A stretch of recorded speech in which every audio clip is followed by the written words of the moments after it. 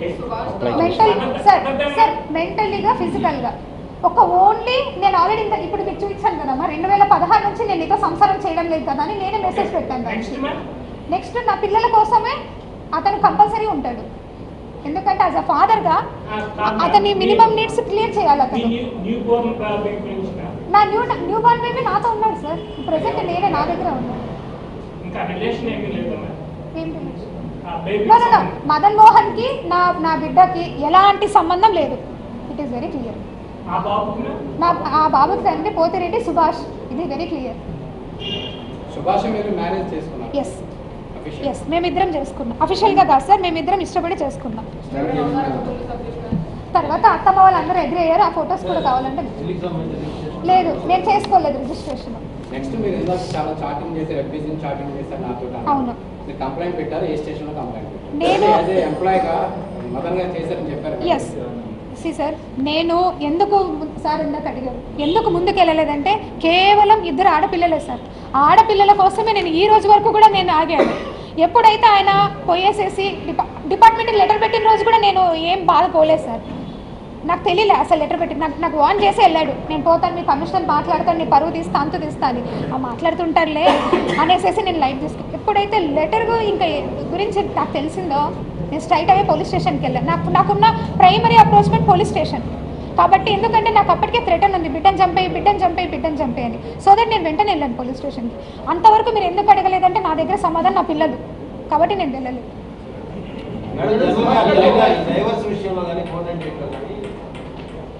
ఎవరైతే భార్యకి భర్త భరణం చెల్లించుకోవాలి, మిమ్మల్ని ఆయన 30 కోట్లు డిమాండ్ చేశారు. 50 లక్షల డిమాండ్ కూడా 30 కోట్లు ఈయనకి ఓన్లీ డెఫినెట్గా 30 కోట్లు ఎందుకు అడుగుతున్నాడంటే అతనికి ఎవ్వరూ లేరు, అతని సంపాదన అంతా కూడా 1 లక్ష రూపాయల జీతం మీదనే. ఆ 30 కోట్లు కూడా విజయసాయిరెడ్డి గారి పేరు పెడితే ఆయన దగ్గర నుంచి నాకు వస్తాయని ఆశతో ఖచ్చితంగా ఆయన రాశాడు. ప్రతి చాటింగ్ లో కూడా విజయసాయిరెడ్డి గారి పేరే రాశాడు. అరే నా పిల్లలు ఉన్నారు సార్, నాకు దేనికి రాయాలి సార్? నేను ఆల్రెడీ మేమిద్దరం కలిసి మ్యూచువల్ డైవర్స్ కూడా వేసినాం సార్.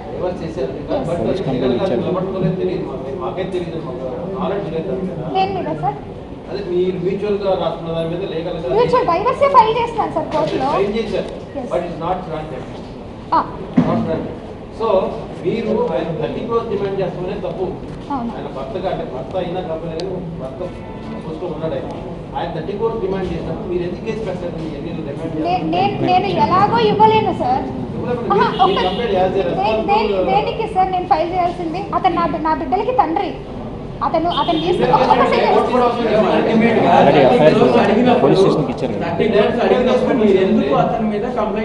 నాకు కంప్లైంట్ చేయాల్సిన అవసరం అనిపించలేదు, ఎందుకంటే అతను నా బిడ్డలకి తండ్రిగా ఉన్నాడు. నేను ఈ రోజు కూడా మదన్ మోహన్ మీద కంప్లైంట్ చేయడానికి నేను రాలేదు. కేవలము ఇంకా ఇది ఎక్స్ట్రీమ్ స్టెప్ అయిపోయిన తర్వాత ఆయన ఇంకా వద్దు అని అనుకున్న తర్వాత నేను ముందుకు వచ్చి నేను మాట్లాడతాను.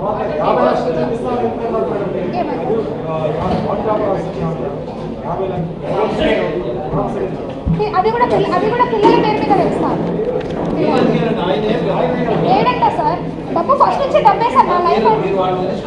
సార్ మీరు ఫస్ట్ నుంచి చూస్తారు, నాకు ఇచ్చాడు సార్ 30 లక్షలు.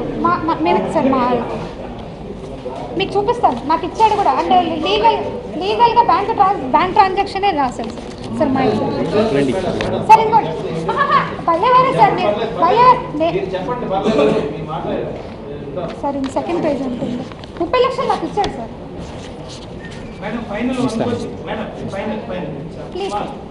ఇప్పుడు మదన్ మోహన్ మీరు ఎక్కడున్నారు, ఎవరితో ఉన్నారు అన్ని చేయగలిగారు, మీరు మదన్ మోహన్ మీద ఎటువంటి ఎంక్వైరీ నాకు అవసరం లేదు సార్. అదేంటండి ఎందుకు సార్? నేను ఆయనతో ఉంటాననుకున్నప్పుడు కూడా ఇవాళ విడిపోయిన లవర్స్ కూడా ఎంక్వైరీ పెట్టండి. నాకెందుకు సార్?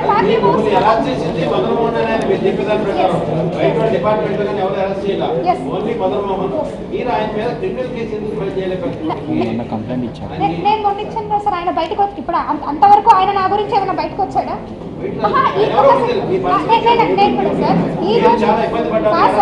ఈ రోజు వరకు కూడా మదన్ మోహన్ మానిపాటి ఇన్ని లాస్ట్ 3 months నుంచి విజయసాయి రెడ్డి గారి గురించి, సుభాష్ గురించి చాటింగ్ చేస్తున్నాం మదన్ మోహన్. మరి ఇన్ని రోజుల నుంచి బయటకు రాలేదు, ఈ రోజు ఎందుకు బయటకు వచ్చినట్టు? అది నాకు తెలియదు సార్. అది నేను ఎలా చెప్పగలుగుతాను? నేను అది ఆయనకే తెలియాలి, వచ్చిన ఆయనకే తెలియాలి.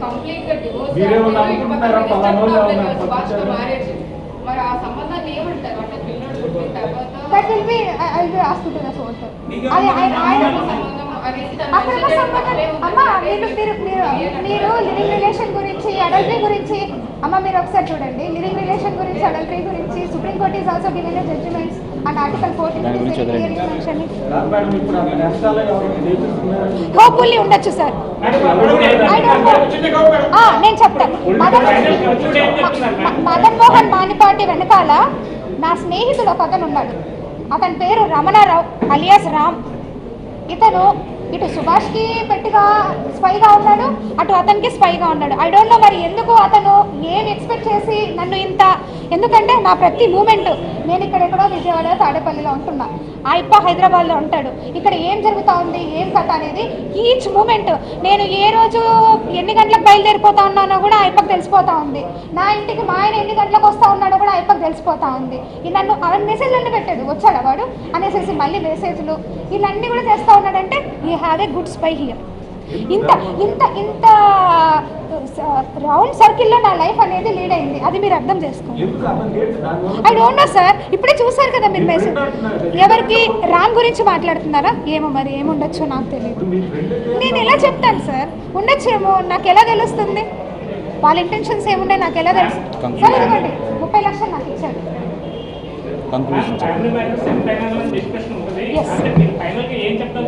సార్ ఫైనల్గా నేను చెప్పాలనుకుంది ఏంటంటేనండి, మొత్తం కూడా తప్పుడు ప్రచారం జరుగుతూ ఉంది. దయచేసి మీరందరూ కూడా ఓ ఫ్రెండ్ అనుకుంటారో, సిస్టర్ అనుకుంటారో, లేకపోతే మీ ఇంట్లో పిల్ల అనుకుంటారో, లేకపోతే పోనీ రోడ్డు మీద పోయి ఆడపిల్ల అనుకుంటారో, కనీసం హ్యూమన్ రైట్స్ అంటే ఉన్నాయండి నాకు. అట్లీస్ట్ దాన్నన్నా కాపాడండి. ఇంత క్యారెక్టర్ అసాసినేషన్ ఇస్తా ఉన్నా, రేపు పొద్దున బయటకు పోయి నేను ఎట్లా మోహన్ చేయించాలా, ఎట్లా ఉద్యోగం చేయాలా? పులిస్ స్టాప్ పెట్టారు, పులిస్ స్టాప్ పెట్టేశారు సార్. మీరే పులిస్ స్టాప్ పెట్టేశారు. విజయసాయి రెడ్డి సార్ ఫోటో, ఒక్క నిమిషం, నాకు తెలియదు సార్, నాకు తెలియదు సార్. నేను యాజ్ ఎ ట్రైబ్గా నేను సక్సీడ్గా అయ్యాను నా లైఫ్లో. ఒక ఎస్టీ అమ్మాయిగా నేను చదువుకొని, ఎందుకంటే ఎస్టీలో చాలా తక్కువ మంది చదువుకుంటారు, చాలా బాగా మాకు అన్ని ఫెసిలిటీస్ ఉండవు. అయినా సరే నేను లా గ్రాడ్యుయేషన్ ఫస్ట్ టైం నేను మా కుటుంబం మొత్తంలో ఒక ఆడపిల్ల హైదరాబాద్కి పోయి చదువుకున్న పిల్లలు నేను ఒక్కదాన్ని ఫస్ట్ టైం. నేను పోయి చదువుకున్నా, నేను ప్రాక్టీస్ చేసుకుంటేనే, ఇంటర్న్షిప్ చేసుకుంటేనే నేను చదువుకున్నా.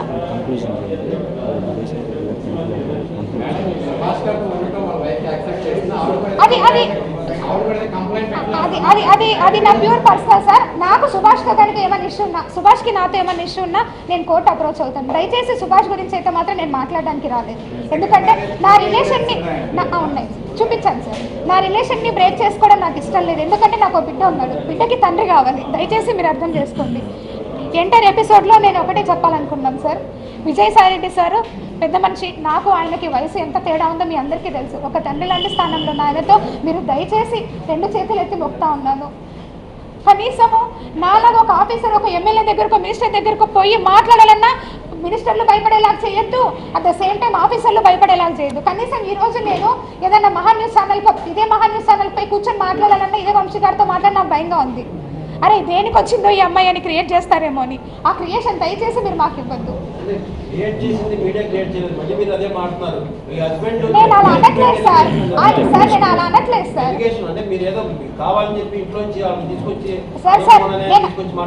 నేను అలా అనట్లేదు సార్. కానీ ఒక్క చిన్న మాట, అరే మన ఊర్లోనే ఉంది ఆ అమ్మాయి, మనందరం కూడా దుర్గ టెంపుల్లో పనిచేసిన ఒక్క మాట మాట్లాడి ఉండొచ్చు కదా sir. I want to say another thing sir.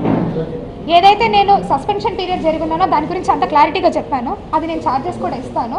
నేను వర్క్ చేసింది ఇదే విజయవాడలో, ఎన్నో ఎవిక్షన్స్కి నేను ఆల్రెడీ నోటీసులు చేసినాం. విశాఖపట్నంలో కూడా చేస్తున్నాం. ఇక్కడ ఫణి కుమార్ అని ఒక ఇన్స్పెక్టర్ ఉన్నాడు. ఆ ఇన్స్పెక్టర్ వల్ల ఎంటైర్గా ఈ ఆంధ్రజ్యోతి పేపర్ ఉండొచ్చు, ఈనాడు ఉండొచ్చు, ఏదైనా ఉండొచ్చు, ఇంత ఓపెన్ మీడియాలో I just want to request for you everything. దయచేసి మీరు పేపర్లో రాసేటప్పుడు పర్సనల్గా పెట్టుకోకండి సార్, ఎందుకంటే దానివల్ల మాకు మెంటల్ కానీ చాలా డిస్టర్బ్ అయిపోతుంది. సెక్షన్ 354 కూడా మాడెస్టీ ఆఫ్ ఉమెన్ ఎంత జరుగుతా ఉంది పేపర్లో సార్, పేపర్లో కనీసం అదన్నా మీరు రిక్వెస్ట్ చేయండి. మీడియా అంటే ఇట్ ఈస్ వెరీ స్ట్రాంగ్. నేను ఈనాడు పేపర్లో చూసా, చదువుకొని ఎగ్జామ్స్కి ప్రిపేర్ అయ్యాను. చాలా గౌరవం ఉంటుంది మీడియా అంటే. ఇంత దిగజారుగా మాట్లాడతారా మీడియా అనేది? రేపు పొద్దున్న ఫ్యూచర్ జనరేషన్కి మీరు కనీసం నిలబడాలి సార్. లేదంటే గవర్నమెంట్కి మేము రిక్వెస్ట్ చేస్తున్నాం, కొన్ని రూల్స్ అన్నా మార్చండి జర్నలిజంలో అట్లీస్ట్. ఇప్పుడు నేను మాట్లాడాను కదా సార్. మీరు విజయసాయి రెడ్డి గారి గురించి పదే చాటింగ్ మీ హస్బెండ్ చెప్పారని చెప్పారు కదా, ఎప్పుడన్నా సాయి రెడ్డి గారు పెద్ద మనిషి నువ్వు ఎందుకు ఆయన గురించి మాట్లాడలేదు? N number of times sir, N number of times chatting. ఎవరు అతను వన్ వేలో మాట్లాడతారు కానీ సెకండ్ వేలో మాట్లాడలేదు సార్ ఎవరు కూడా. నేను ఎంత రిక్వెస్ట్గా మెసేజ్లు పెట్టాను, కోపం వచ్చినప్పుడు నేను కూడా మాట్లాడాను. ఫైనల్గా నేను మీ అందరికీ లేదు సార్, ఫోన్ స్విచ్ ఆఫ్ అవుతుంది, ఫోన్ స్విచ్ ఆఫ్. ఆడ సిఎస్ఐ గారు కూడా మాట్లాడారు. ఫైనల్గా I just want to request you all sir, దయచేసి ఒక పెద్ద మనిషిని ఆయనని మీరు అనేటప్పుడు కనీసం ఒక మాట అడిగిండాల్సింది అడగలేదు. ఇప్పటికైనా దయచేసి అర్థం చేసుకొని నా బిడ్డకి తండ్రి సుభాష్, ఇది మీరు ఇప్పుడైనా మీరు నమ్మి మీరు ఏదైతే మాట్లాడారో అదంతా కూడా ఒక్కసారిగా మీరు కనీసం చేయండి. ఏదైనా ఉంటే జ్యుడిషియరీకి నేను అప్రోచ్ అవుతాను.